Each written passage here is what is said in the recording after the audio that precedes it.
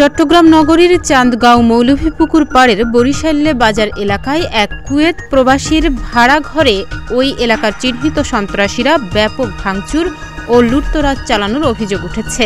এ ঘটনায় চান্দগাঁও থানায় কুয়েত থেকে দেশে এসে মামলাও করেছেন ওই প্রবাসী। আমি দ্রুত ৩ তারিখ টিকিট নিই, ৭ তারিখ বাংলাদেশে আসি, থানায় যাই।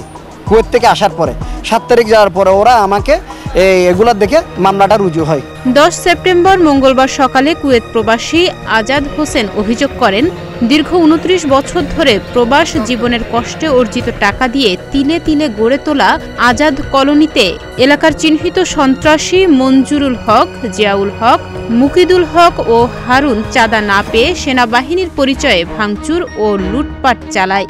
ঘটনার খবর পেয়ে ৪ সেপ্টেম্বর প্রবাস থেকে আসেন তিনি এবং গত ৭ সেপ্টেম্বর চান্দগাঁও থানায় ৪ জন সন্ত্রাসীর নাম উল্লেখ করে মামলা করেন।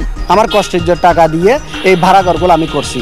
আমার ওয়াইফের কাছে চাচ্ছিল ২০ লক্ষ টাকার অধিক। ওই গোষ্ঠীটা চাঁদা না দেওয়াতে ওরা সন্ত্রাস বাহিনী নিয়ে আমার গেট নক করতেছে।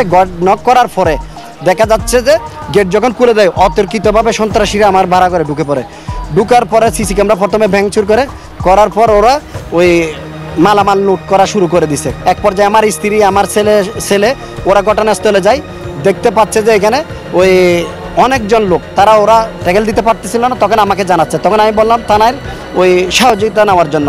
এখানে সেনাবাহিনী পরিচয় দিছে, ওনারা জিওসিতে যাই। আমি অভিযোগ করি যে ওনারা আশ্বস্ত করছে ইনশাল্লাহ ওনারা আমাকে এটা প্রতিকার ইনশাল্লাহ আমি পাবো। এদিকে চান্দগাঁও থানার ওসি জাহিদুল কবির জানান, সেনাবাহিনীর পরিচয় দিয়ে বেশ কিছু চাঁদাবাজ ও দুষ্কৃতকারী প্রবাসী আজাদ কলোনিতে লুটপাটের সত্যতা পেয়ে মামলা দায়ের করা হয়েছে। আসামিদের গ্রেফতারে অভিযান চলমান রয়েছে।